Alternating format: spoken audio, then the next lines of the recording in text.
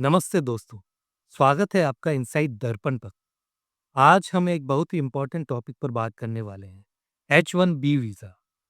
अभी अभी अमेरिका ने इसकी फ़ी को बढ़ाकर $1 लाख कर दिया है।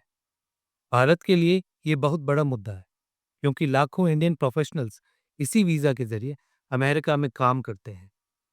तो सवाल ये है, H1B वीज़ा क्या है? इससे इंडियंस पर क्या असर पड़ेगा? क्या अब H1B वीज़ा लेना और मुश्किल हो जाएगा? और क्या इसके कुछ ऑल्टरनेटिव्स भी हैं? चलिए समझते हैं। सबसे पहले H1B वीज़ा है क्या?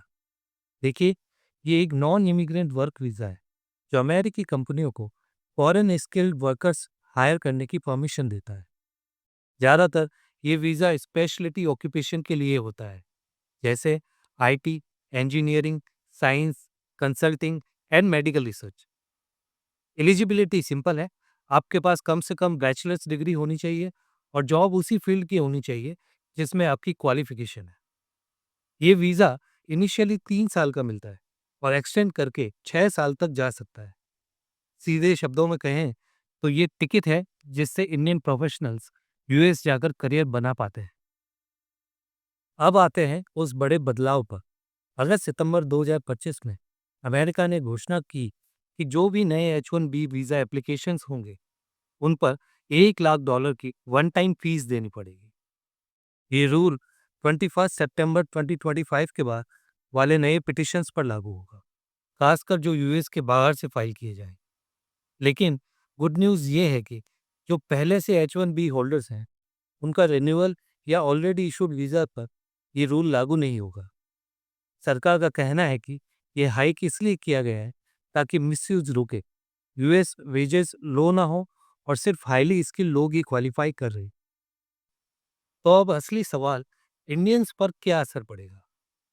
सबसे पहला, एम्प्लॉयर की कॉस्ट बढ़ जाएगी। कंपनीज को अब हर नए H1B हायर के लिए बहुत बड़ी रकम देनी होगी। मतलब एंट्री लेवल या मिड लेवल वर्कर्स के लिए चांसेस कम हो जाएंगे। दूसरा, अपॉर्चुनिटीज घटेंगी। फ्रेश ग्रेजुएट्स के लिए जिनकी सैलरी एक्सपेक्टेशन कम होती है, कंपनी शायद H1B स्पॉन्सरशिप करने से बचेगी। तीसरा, सिर्फ टॉप टैलेंट को फायदा मिलेगा। जो लोग बहुत एक्सपीरियंस्ड है या जिनके पास स्ट्रॉन्ग क्रेडेंशियल्स हैं, उनकी डिमांड बनी रहेगी। चौथा, छोटी कंपनियां या स्टार्टअप्स स्ट्रगल करेंगी। उनके पास इतना पैसा नहीं होगा स्पॉन्सरशिप स्पॉन्सरशिप करने का। पांचवा, इंडियन आईटी इंडस्ट्री पर दबाव। इंडिया से बड़ी संख्या में एम्प्लॉयज यूएस में काम करते हैं। ये रूल उनके प्रोजेक्ट्स और हायरिंग प्लान को डायरेक्टली इम्पैक्ट करेगा। और आखिर में, फैमिलीज पर असर। जो लोग अपने डिपेंडेंट्स को यूएस ले जाना चाहते थे, उनके लिए एक्स्ट्रा फाइनेंशियल प्रेशर क्रिएट होगा। तो कुल मिलाकर पिक्चर थोड़ी टफ लग रही है। अब सवाल ये आता है, क्या सिर्फ H1B ही रास्ता है?